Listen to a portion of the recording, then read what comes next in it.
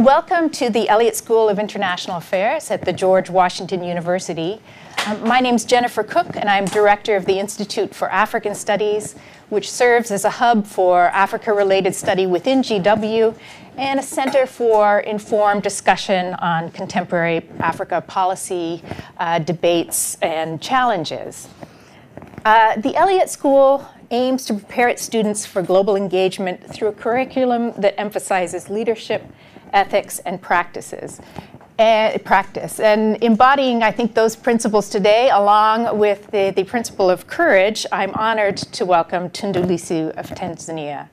Tundu is an outspoken champion of human rights and democracy. He's a member of the Tanzanian Parliament, chief whip of the Tanzanian opposition, Chadema. We are extremely lucky to have him here with us today in more ways than one. As many of you may know, on September 7th, 2017, as he was returning from Parliament, men armed with machine guns surrounded Tundu in his driveway and fired 40 shots at him, 16 of them hitting him. The circumstances of the shooting were suspicious. It came after a year in which Tundu was arrested and detained multiple times, charged with sedition, and clearly targeted as among the most outspoken critics of corruption and a series of repressive maneuvers by the president and the government. He was airlifted to Nairobi and thereafter to Belgium, where he has undergone multiple surgeries and is still recovering, but looks hale and healthy and ready to go. From everything we know about Tundu, he is a fighter. As we speak, he's preparing to return to Tanzania to continue his campaign for justice and democracy. Unfortunately, Tundu's story is not unique in Tanzania at this moment. Once hailed as this peaceful democracy and something of a favorite among donors, this attack comes against the backdrop of increasingly repressive policies aimed at silencing critics of the government, human rights activists, and journalists, legislation curtailing freedom of speech and assembly, really the cornerstones of democratic practice. And it comes at a time when democracy in the region and even beyond is under increasing threat. So we'd like to, we're really delighted to have you here with us today. We'll allow you to kind of set the scene for us, and then we'll have a bit of a conversation and open it up to questions from the audience. But thank you very much for being here. It's an honor, and we're delighted to host you and wish you some. Well, thank you so much, Jennifer, for that generous introduction. And thank you for having me here. I'm sorry I came a bit late. I managed to mislead everybody, my friends who collected me from the hotel. I told them I used to be a Beltway bandit in the late 90s, so I know DC like the back of my hand. And I managed to lose everyone. So I'm sorry for that. Today is 5th of February, and this day and this date is very important in the history of Tanzania. And it is not just because 52 years ago on this date, the then president, the first president of Tanzania, Mwalimu Nyerere, inaugurated the famous Arusha Declaration, the socialist blueprint for Tanzania, which by the early 1980s had spectacularly failed. And the date is important not because of that. It is important because in today's Tanzania, we are seeing the kind of policies that remind us of the economic folly that befell Tanzania after 1967. We are seeing the kind of command and control economic policies which led Tanzania to near disaster, near bankruptcy by the early 1980s, and which after 1985 were jettisoned, and it was good riddance for the country.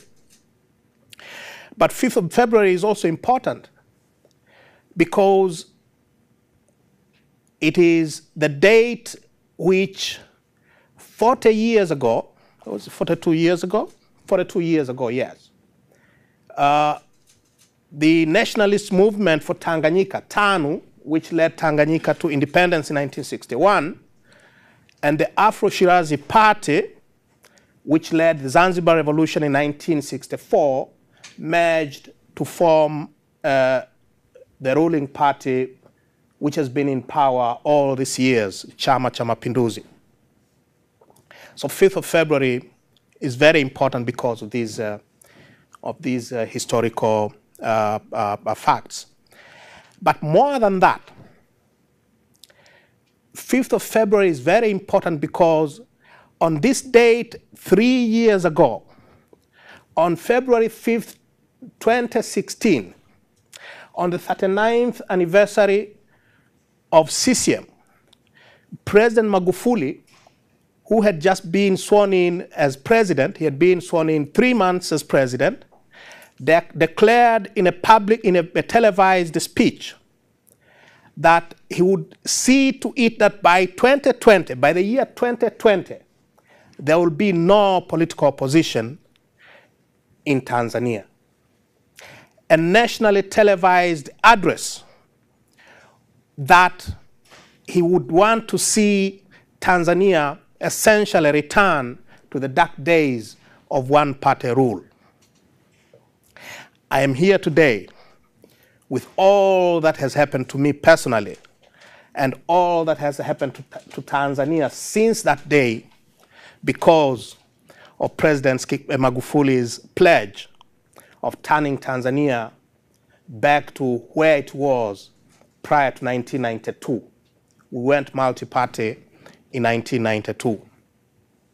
So in these 3 years since President Magufuli made that pledge, we have seen the kind of politics that are unprecedented in our entire history. For almost a quarter century of our, during the first quarter century of our independence, up to at least 1992, we were a single-party state. We didn't have a Bill of Rights. We didn't have independent courts. There was no free press. Actually, the only press there was you had only one newspaper owned by the government, Daily News. Other people call it the Daily Noise. And one newspaper owned by the ruling party, Uhuru. So there was no press to speak about, let alone independent press. So we had no Bill of Rights. We had no independent press. There were no political parties because the Constitution declared the country a one-party state. And for all intents and purposes, the sole ruling party determined whether you went to school or you didn't, whether you went to hospital or you didn't, whether you got a job or you didn't. The party was in total control. Now, since 1992, we have had a multi-party state. We have seen democratic space expand. Slowly for some of us. Very, very slowly for some of us. In fits and starts. For those of us who are too impatient. But there is no doubt that the democratic space was expanding. We got a Bill of Rights.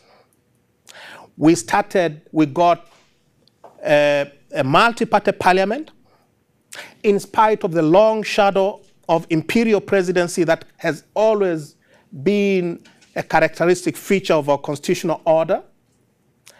And you can see during this period an opposition, a political opposition, becoming better organized and doing better and better during elections. So that by 2015, President Magufuli, these are official figures, he got 58% of the total presidential vote. And the opposition candidate, the joint opposition candidate, Edward Lowassa, had 41%. This is unprecedented in our politics. But immediately after President Magufuli was sworn in, as I said, he declared war on democracy.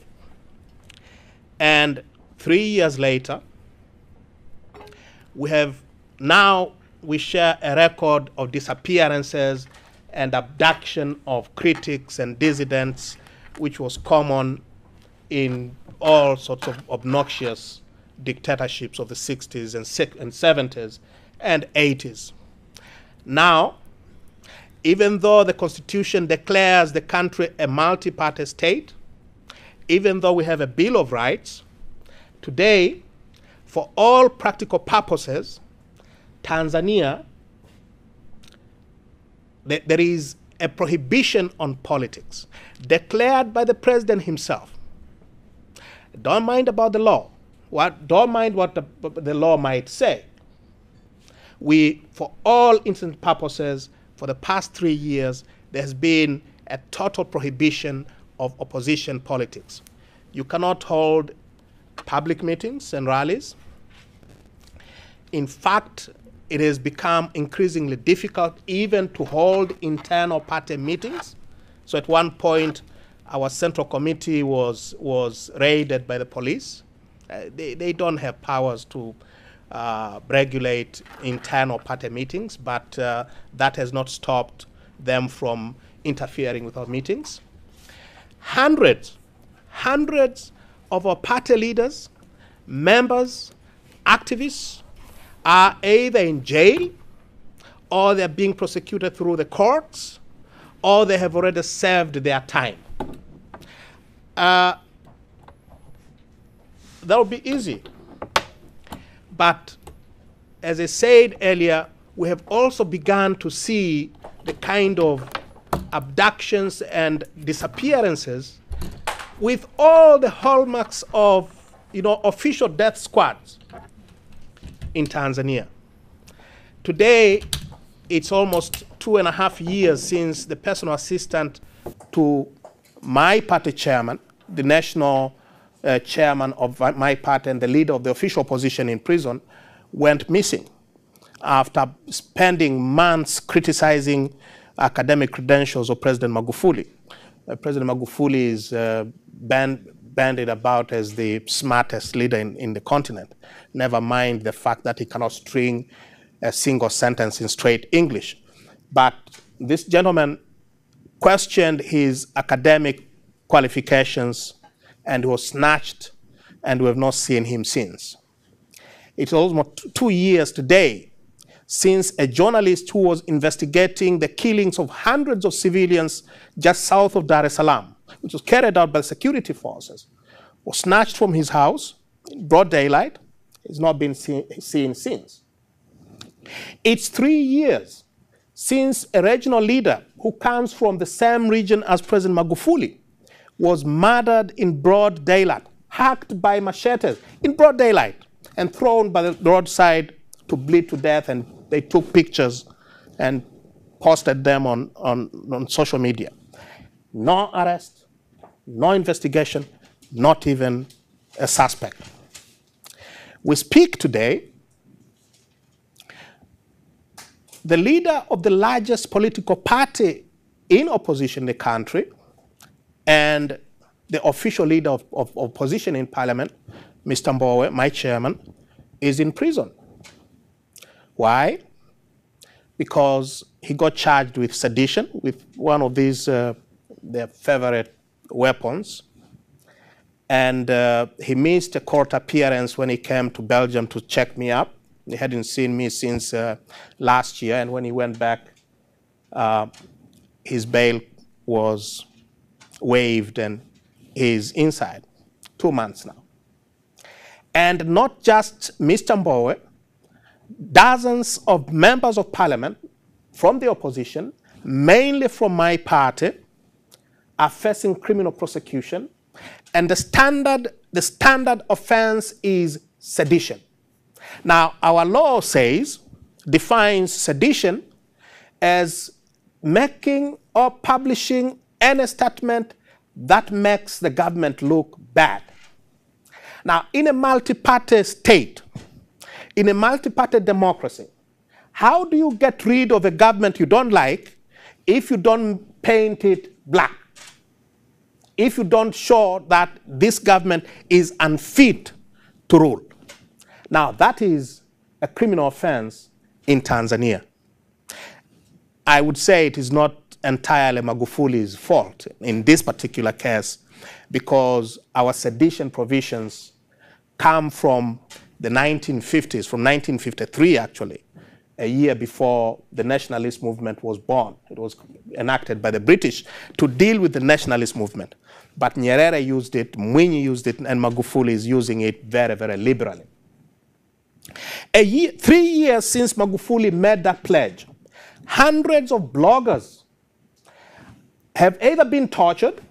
In my spare time, I'm a defense attorney. And I've spent months or years defending bloggers, young men who send these, innocuous messages on WhatsApp or, Instagram or whatever. And they've been tortured. We now have torture chambers. And many have gone to jail.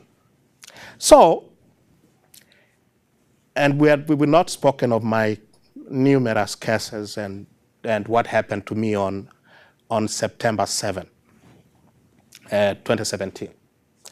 Anyway, to cut the long story short, the president's pledge to see Tanzania returning to one-party state by 2020 has been very costly.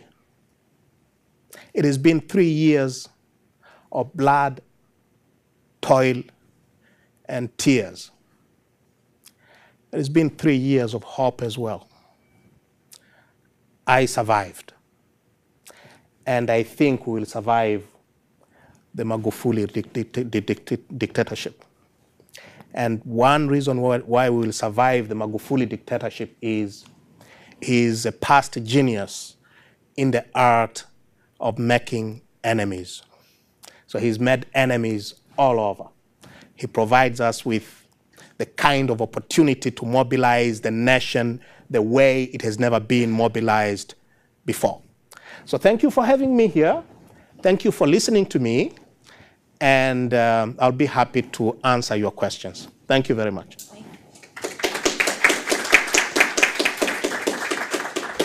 Thank you very much. And you can tell that you have that you're a lawyer by practice. You could serve as a professor as well, I'm sure. Listen, that's a very bleak picture that you paint. I wonder, and you pin much of this to the president himself. I wonder if you can say maybe why at this moment is President Magufuli a product of something bigger in terms of the ruling party's maybe sense of fragility as the opposition grows? Why now has this, is it all just about the personality? And two, how much of the ruling party is it just a complacency? Are there skeptics within the party? Or is this something that is kind of a function of the party versus the individual? But those are very good questions. I think it will not be entirely correct to pin everything in the person of John Pombe Magufuli. It will not be entirely correct. In 1952, barely a year after independence, we did away with the Westminster Constitution that was given to us by the British, which had created the constitutional framework for a liberal state.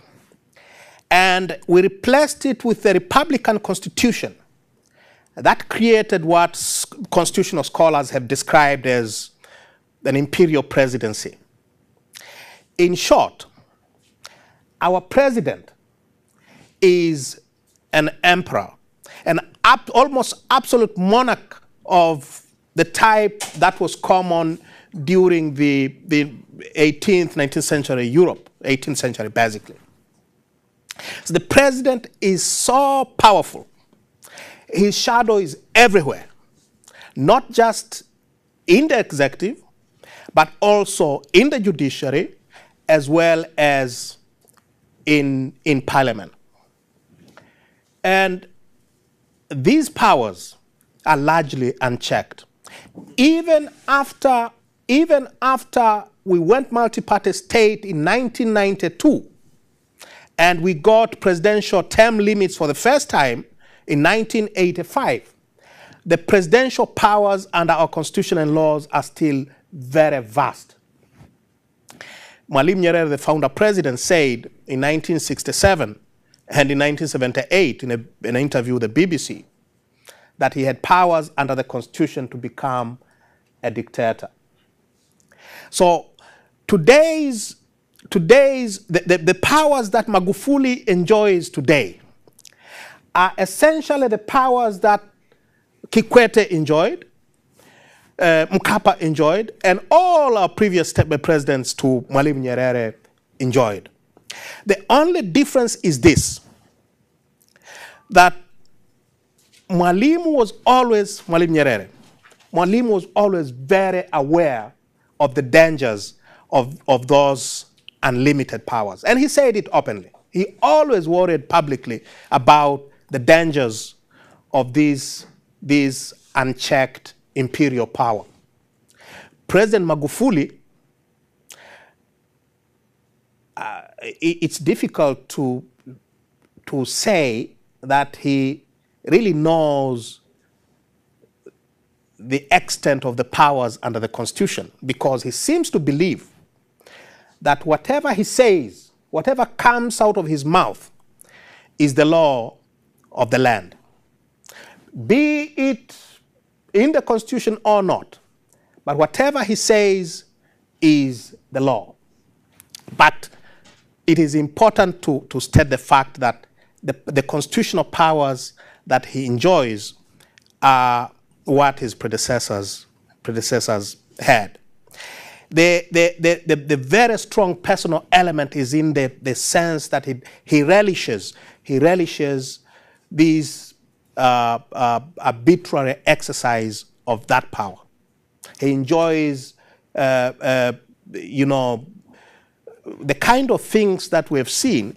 Only last month, he declared again on television that he wouldn't want to see a member of the security forces who kills a civilian taken to court or lose their job. Now, this is a presidential license to kill in a country that has seen hundreds of civilians killed by the security forces, and here is the president talking live on TV saying he doesn't want to see any of his security apparatus, members of his security apparatus, taken to task for killing civilians. So he enjoys, it is part of his persona. So it is a personal element, and the constitutional order that we inherited from back in 1962. On the question of whatever happened with CCM, his party, CCM is not a political party in the true sense of a political party, a party that derives its legitimacy from civil society. These people have always been in power. There has been a very close, almost indistinguishable interlinkages between CCM, the party, and the state. The president has always been the chairman of CCM. He's also the the commander-in-chief, obviously. You see a revolving door between CCM and the civilian administration and the armed forces throughout our history. Not just during the period of one-party rule, when everybody, including myself, we were compelled to be CCM members. If you wanted to go to university, the first thing you showed was not your academic testimonials. The first thing you showed was your CCM membership card. Now, even during the era of multi-party politics, you still see this revolving door between the ruling party and the state and the army. It's the current publicity secretary, I think, or the director of foreign affairs is an army general. He was a member of the armed forces 2-3 years ago, and today he's, when our constitution prohibits members of the armed forces from being members of political parties. So CCM is not a political party that we understand all other political parties. This is a state party. And its power has always been derived not from the citizenry, but from the state. When they need money, they don't go to their members, they go to the president. And that's why you see we have these never-ending scandals every other election time of government officials plundering the treasury, largely in order to fund their election campaigns. So it is, you cannot think a party, that kind of a party will be able to control someone like Magufuli, because they depend on him entirely. And before Kikwete left office, he said at one of his meetings, CCM should learn to deal with the opposition politically instead of relying on the police force. Because instead of dealing with the opposition in political terms, they have always relied on the violence of the state. Yeah. What then, and I'm going to open it up for questions because I'm guessing there will be quite a few. What then do you see as kind of the opening? I mean, Magufuli, from reports, and maybe you differ, still enjoys a lot of popularity and kind of this populist move, and we've seen this elsewhere, kind of a populist who is willing to kind of trample democratic norms and process, but still retains a great deal of a strong base within the population. And I wonder how you see that. But then where do you see kind of the wedge for change and the opening for change? And I know you've said that you would like to go back and help. I'm going back. You are going back, yes, okay. And I wonder how you think you can be effective and how that change will happen. The first one, how popular really is Magufuli? If you want to measure the popularity of a president, I think the first thing you look at are opinion polls, right?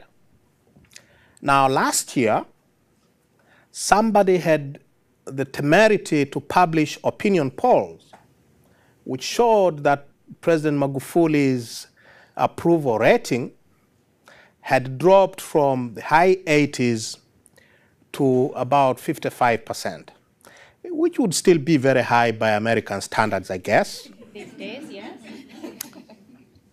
And what happened is this guy was basically stripped of his citizenship. His organization, his polling firm, has been put in a freezer somewhere. And immediately after, a law was rushed through Parliament. It is called the Statistics Act. And it says, if you want to collect any statistics on anything, you had better get permission from the government or its bureaucrats. 1. 2, if you publish your statistics and they tend to discredit or to question or to show fault with official statistics, then that is a criminal offense, and that will entitle you to a substantial jail term or a substantial fine or both. So for all intents and purposes, the only statistics today, the only opinion polls that you can get from Tanzania on how popular the president is would be polls from official government agencies. Everybody else is in danger of being declared a criminal if they dare do so.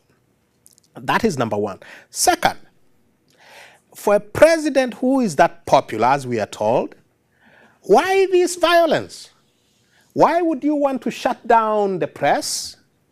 Why would you want to destroy the opposition?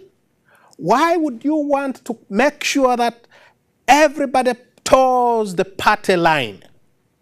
What is the basis of this fear if you are that popular? We are told, and they say it a lot, that the president has been very strong in fighting corruption. Let's look at the facts. You have to be wary of because I can talk on and on and on. The point is this. The point is this. In the 3 years of President Magufuli's administration, we have seen hundreds of people detained and charged in courts and charged with these very serious economic offenses, corruption, money laundering, you name it. Hundreds. And last week, a former minister told me, brother, there are hundreds of business people who have been detained quietly, charged with money laundering, their accounts not seized, not frozen, but forfeited without a court order. So if they want your money, they charge you with money laundering or with this or that economic offense. They hold your account. They empty your account of any money there is. And in those 3 years, in spite of these hundreds of people who have been detained and charged with economic offenses, there isn't a single case that is being prosecuted, let alone a conviction.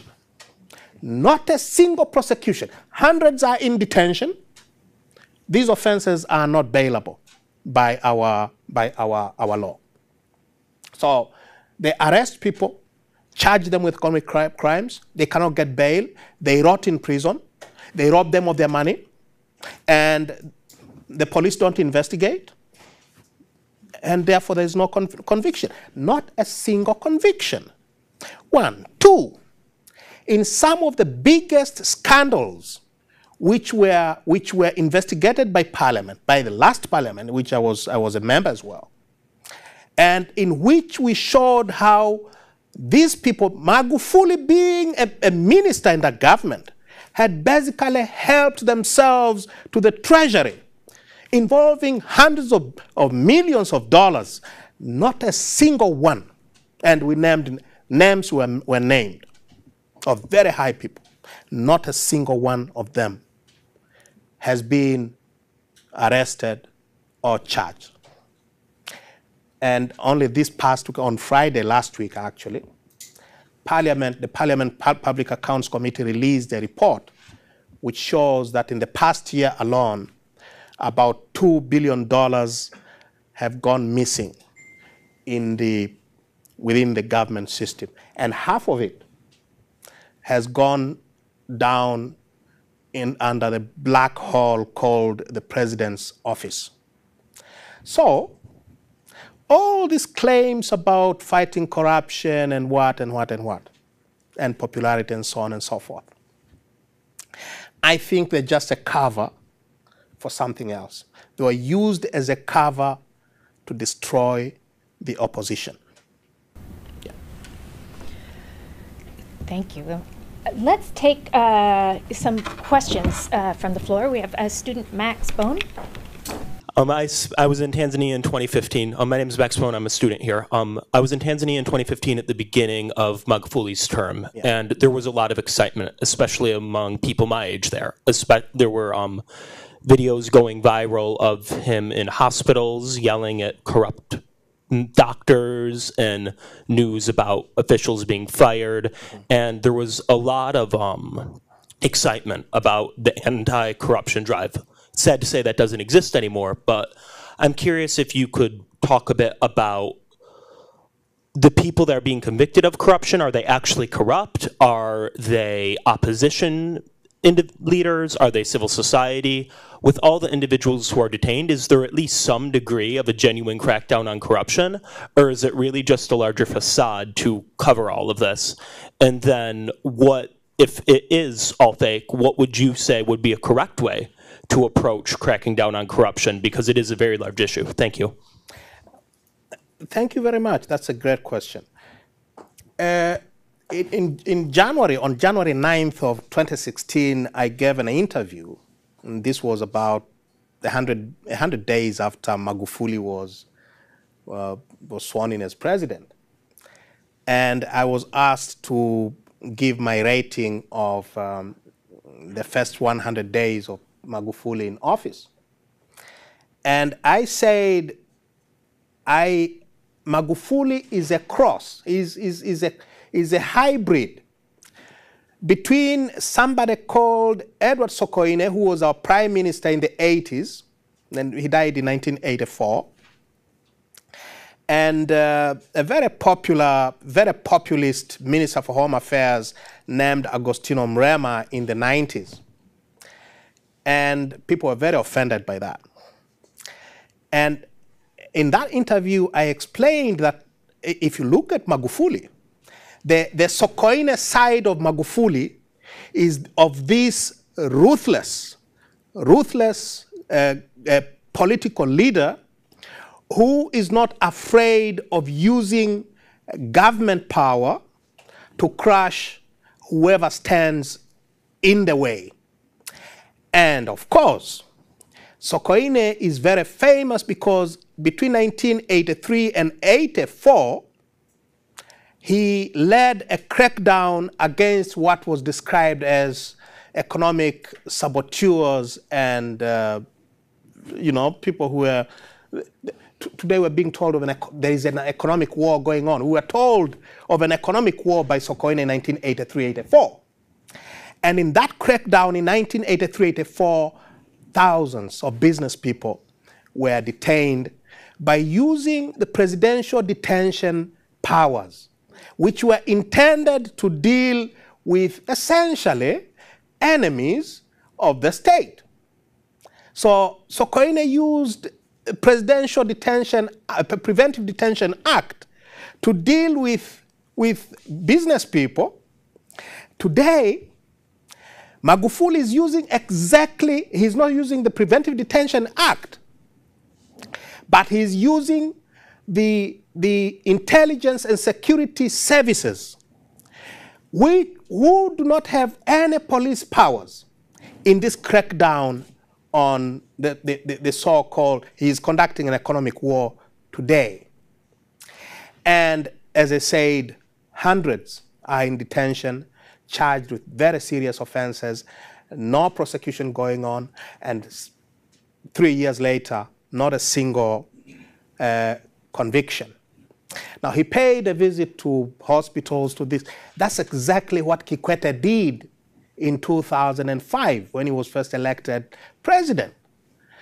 So these are just populist practices, which are very common in Tanzania, but which really have not translated into anything meaningful in practice.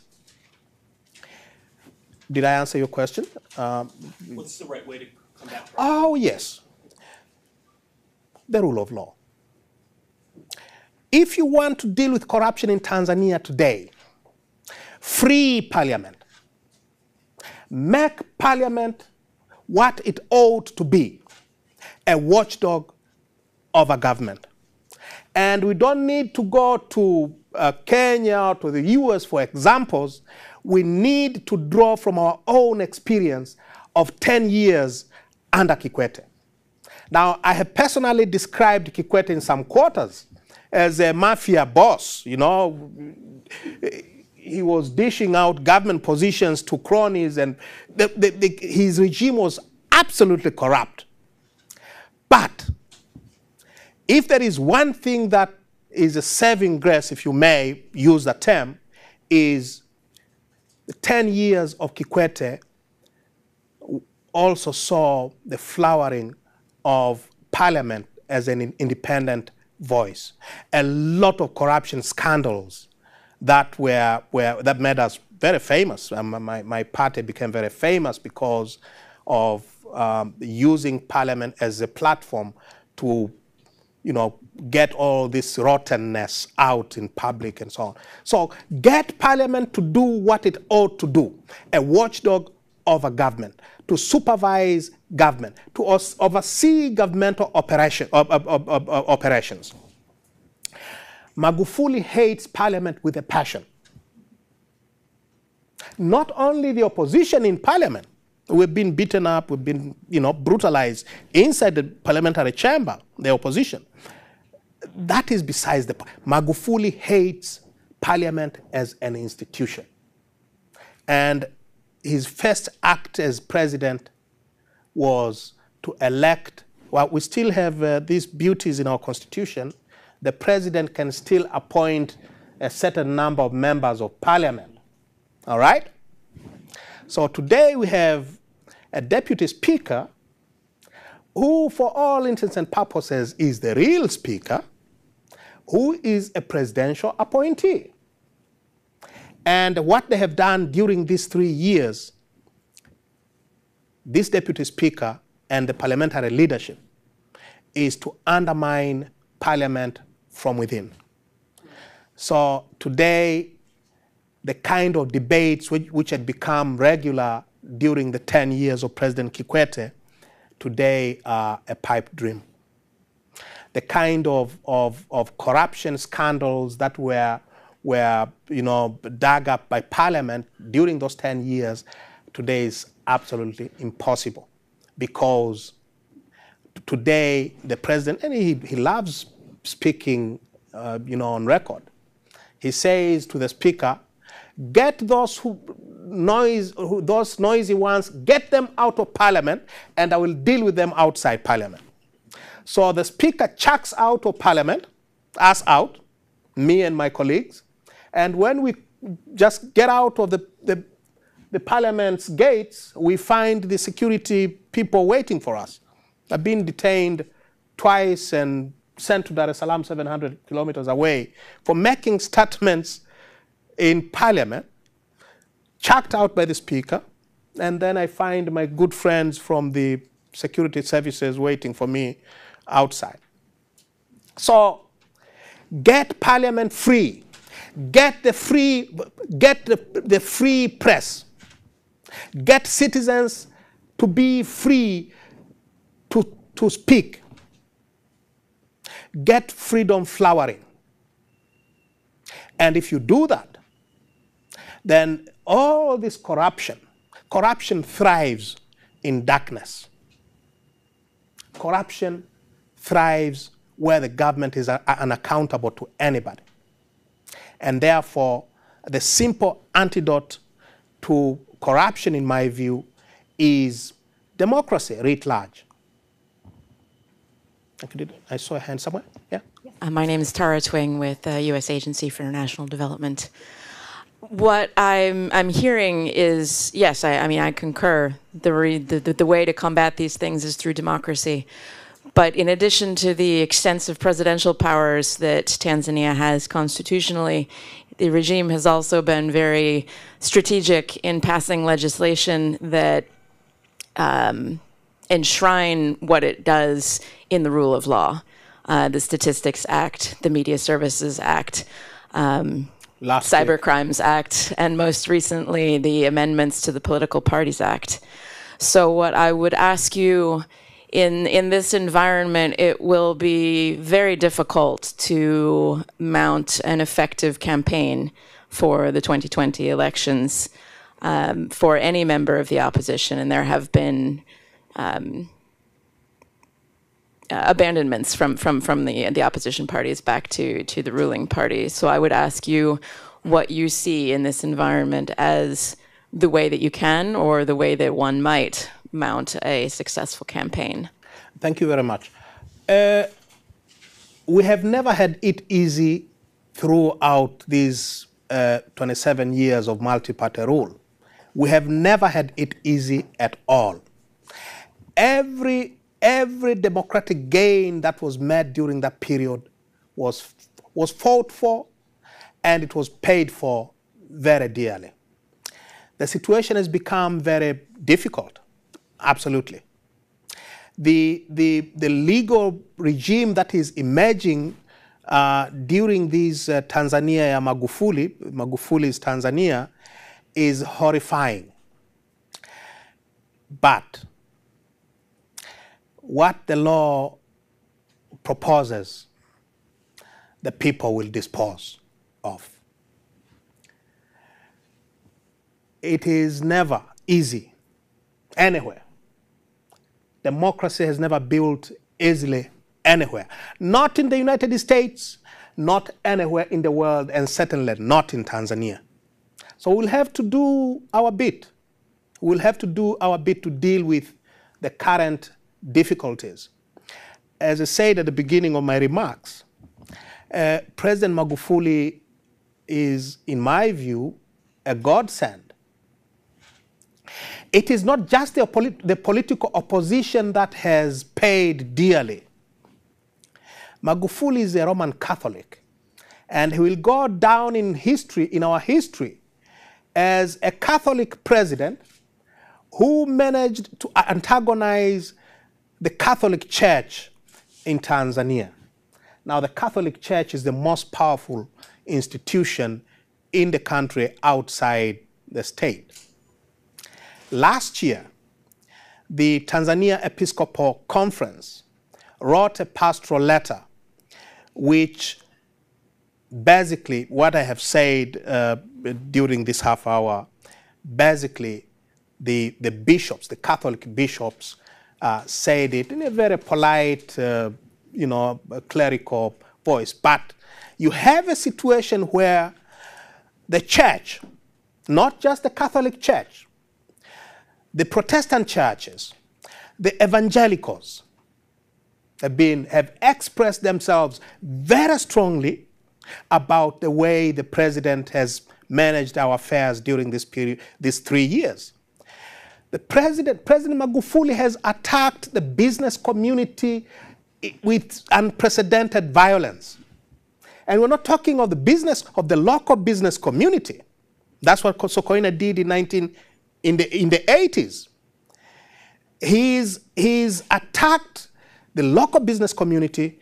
He's basically destroyed 20 years of hard work of President Mkapa and Kikwete in creating an atmosphere that is conducive for foreign direct investment. You know, you will have heard of Acacia, this mining company, which was slapped with a tax bill of $194 billion, not billion shillings, $194 billion, which I described as professorial rubbish, and I was arrested for it. He's antagonized the international community. Our president doesn't travel. His witch doctor must have told him, don't go anywhere near those airplanes. So he doesn't travel. He doesn't go to international meetings or conferences. He's antagonized government employees. He's antagonized everybody. Today, even parliamentarians, CCM parliamentarians, you don't travel outside the country if you don't get permission from the president's office. The speaker said the other day that I have not been, the Parliament has not footed the bill for my medical treatment because the President did not approve. So I got shot 16 times, attending parliamentary sessions, whisked out of the country unconscious. I was in coma for 7 days, and I've been in hospital since, and Parliament has not paid a penny because the President has not approved the release of the money for my treatment. Now, it goes for every member of Parliament, for every judge, for every civil servant. You don't travel if you don't have the President's permission.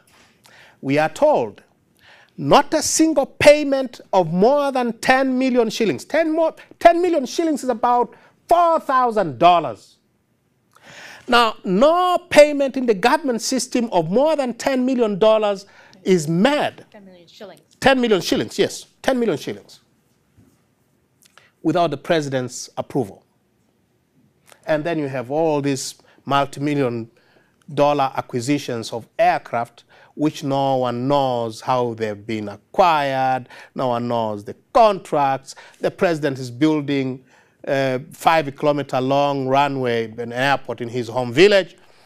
And when I say he reminds me of Mobutu Sese Seko, people get offended. But that's precisely what Mobutu Sese Seko did in his home village in the middle of the forest. So seriously, we are in for it. Now, the question was, how do we get going against him? Given all this, I think there are objective conditions. Objective conditions exist for mobilization against him on a scale that has never been seen in our politics. It will be difficult. As I said, it's never easy, but I'm totally optimistic.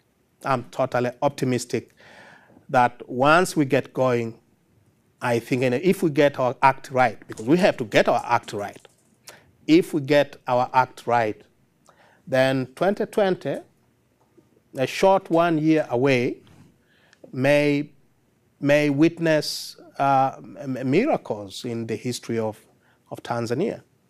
And that's why I said it's 3 years of blood, toil, and tears, but these are also 3 years of hope. We have survived. We have survived thus far. The cloud is absolutely black. It's really dark. But if you look closely, there are silver linings all over. Hi, thank you very much for your presentation. I'm Leonard. I'm a student here in the Masters in International Policy and Practice, and I'm a national from Cameroon. So your story is really compelling, and it's quite a lot similar to the politics back home in my country. But I think in my country it's even worse than what you're presenting. Over the past, since 1985, Tanzania has had 4 heads of states. And each of them has served like 10 years, if I'm not wrong, compared to my country where we have 1 head of state since 1982, till date. So I'm just wondering, the current situation in Tanzania, how sustainable do you think it's going to be? Like all what President Magufuli is trying to do, trying to convert democracy back to autocracy and all of that, do you really think it's going to be sustainable given that Tanzania is firm on democratic terms, presidential terms? I think we have not been tested before. The truth is, yes, we have had Magufuli is our 5th president, and it's only Nyerere who didn't have a term limit. We always, when I was young, we used to sing about Kamuzu Banda, the life president, and no one ever said that, by the way, does our constitution provide term limit for Mwalimu Nyerere? Well, Mwalimu Nyerere was the only one who didn't have term limit. After he left, we introduced presidential term limits. And thus far, they have held. Whether they will the term limits will survive Magufuli is a moot question. Because now there is subterranean debate going on in the corridors of power and within CCM about doing away with the two-term limits to presidency.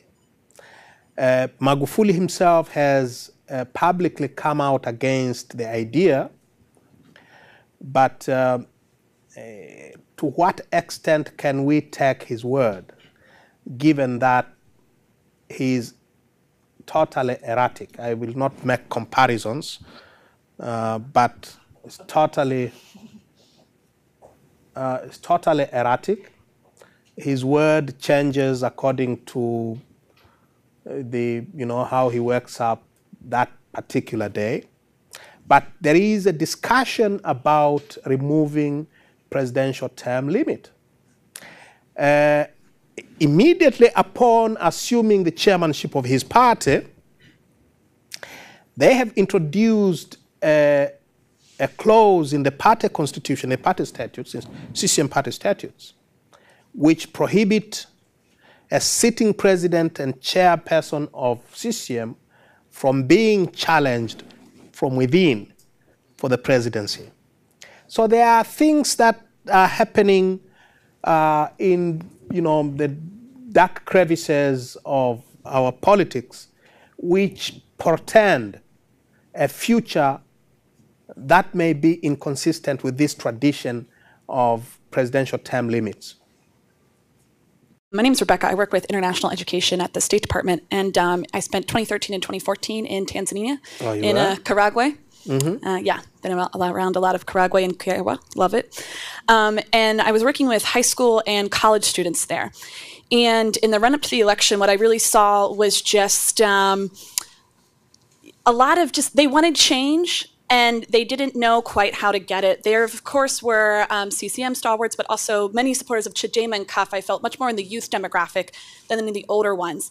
Right. And, you had seen history of youth protests, along education, access, and things like that. But I hadn't really seen them, maybe because they didn't know how to get engaged. So looking forward to the next election, you talk about mobilizing. What do you think the opposition can do to mobilize youth, especially since they are such digital natives now, and especially in rural areas where, where I was at, we had to wait like 2 days for the newspapers to get shipped there from Bukoba, but they could access information on WhatsApp. But especially now with the censorship of social media and digital platforms, what do you see as a way to best mobilize youth for change for the opposition? The best way by far is social media.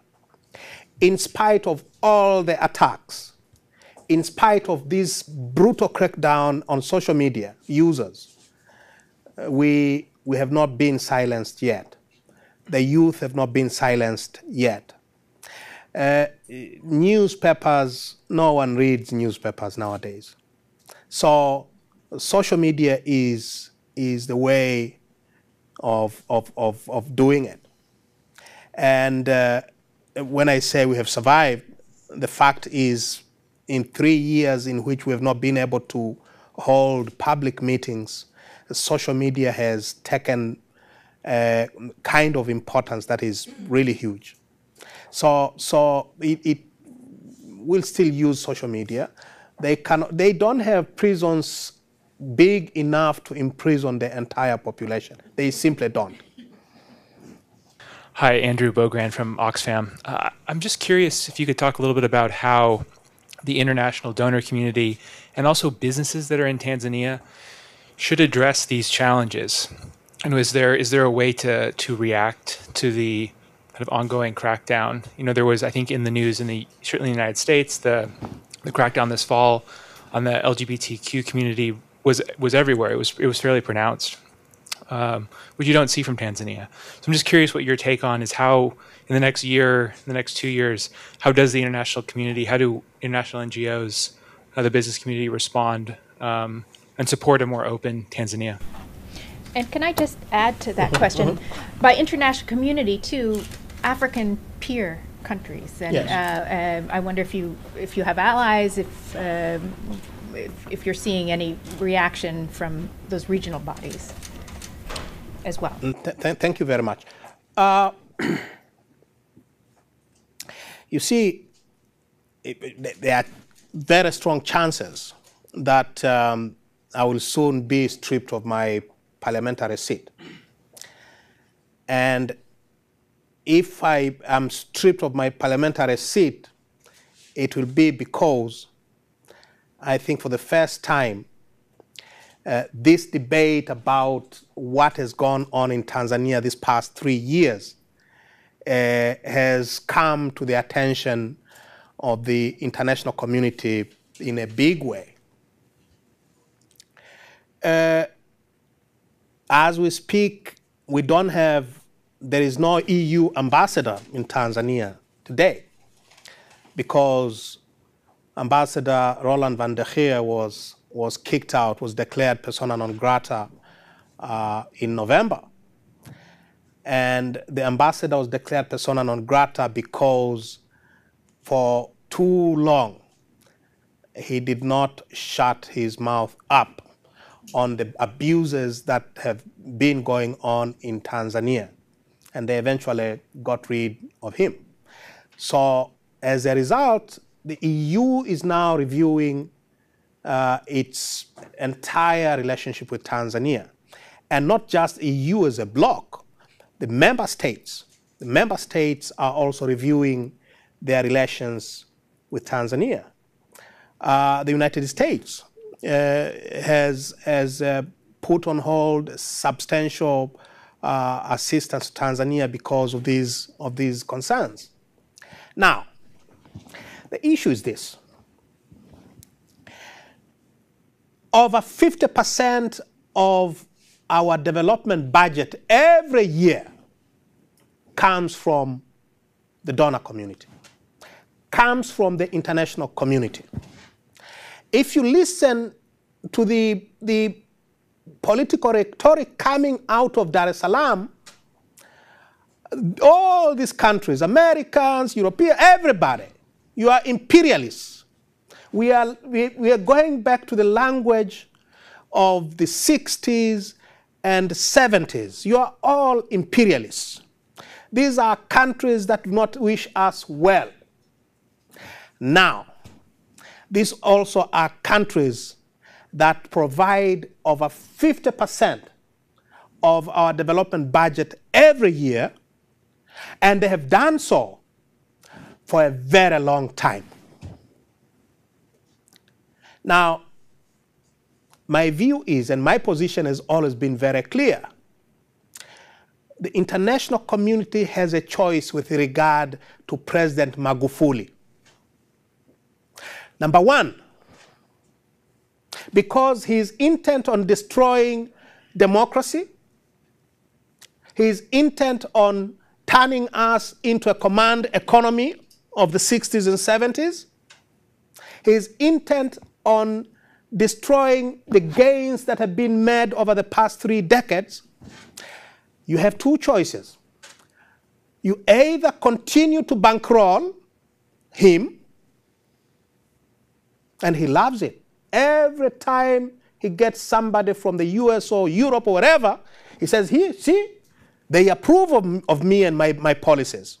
So continue bankrolling a dictatorship, continue subsidizing these attacks on human rights and democracy, or send a message loud and clear that if you are going to destroy democracy, if you're going to kill innocent civilians and you don't want your policemen and women to be held to account, do it, sir, but not with our money.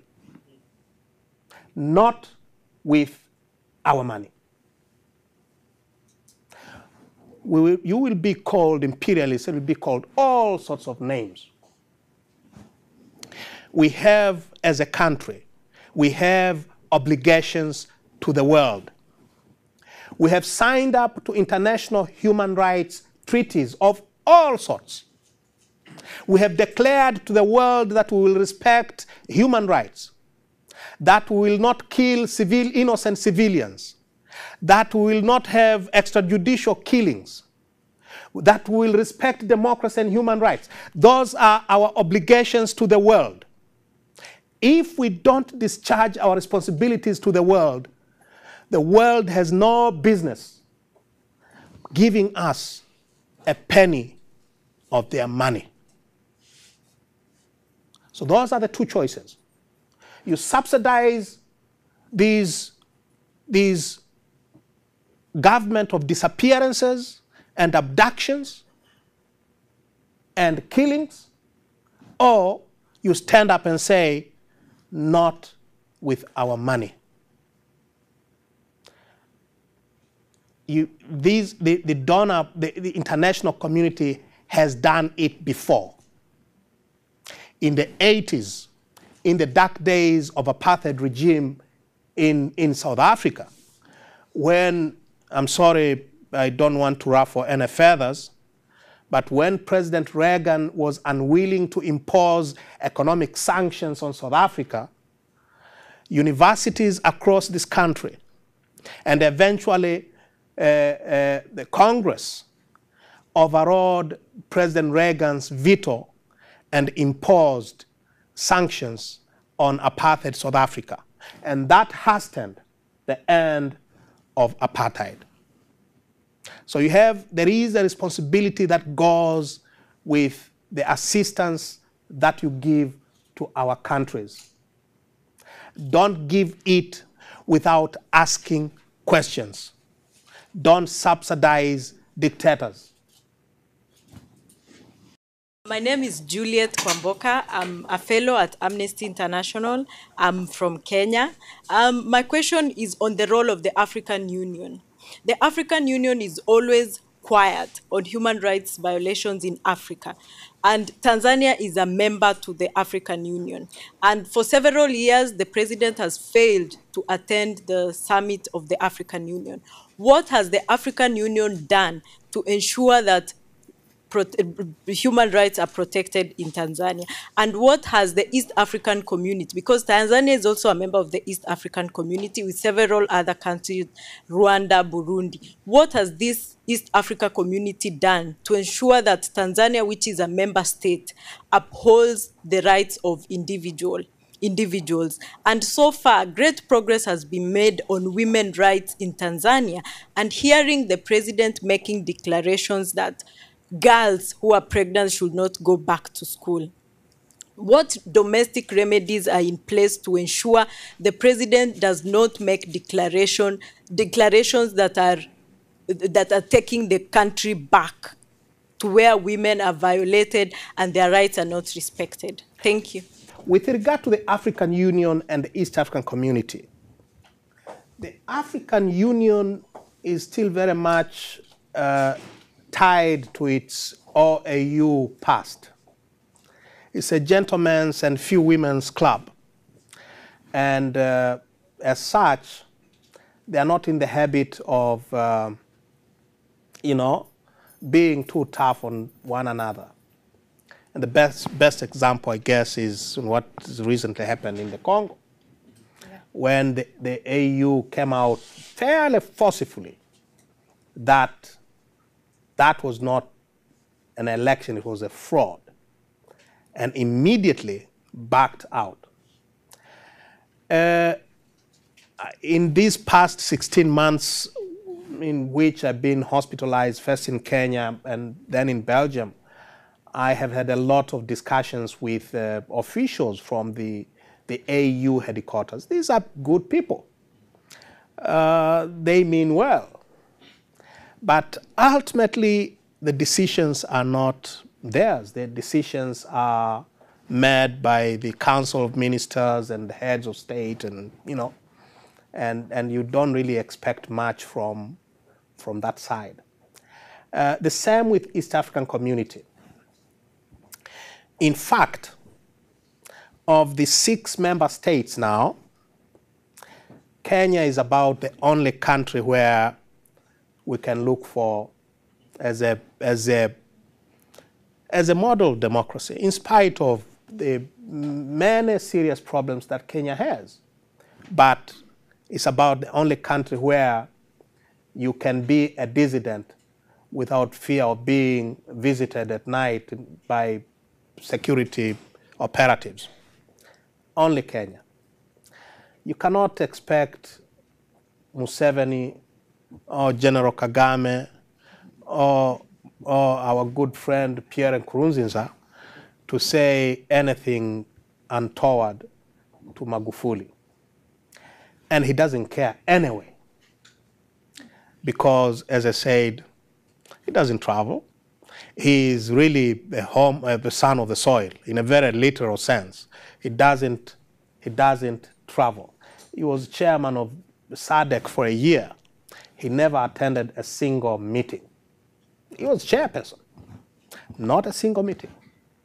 So seriously, and they don't have the economic leverage. It is very important to realize this is a fact. This is a very unfortunate fact. The point is AU and EAC and SADC and everybody else cannot do much because they don't have any leverage over the government, such as Magufuli's. What will they do to him? Send in their army? Do they have armies? Yeah. Listen, we're at time. I want to thank you for your remarks, taking questions, the excellent questions. I think it's very important that voices like yours are heard here in Washington, and that students and the broader policymaking community can hear directly from you. We're grateful that you spent the time here. It's a tough time. I wish you the best as you return to Tanzania, and I worry for your safety. I don't know how you feel about that. It's a difficult time in democracy generally. We see what's happened next door in DRC, where a winner by 62% of the vote is then left out in the cold, and there's not a whole lot that the international community has been able to do on that. But as you said, I mean, in the days of apartheid, on other big issues, there has been mass mobilization. Not necessarily by governments, but by civil society groups, by universities, solidarity, kind of transnational networks of democracy promoters, human rights activists. And my hope is that we can support kind of the transformation in Tanzania as best we can. And we will welcome you back here to George Washington on your next visit, and thank you again very much. Thank you so much. Thank you so much for having me. Thank you.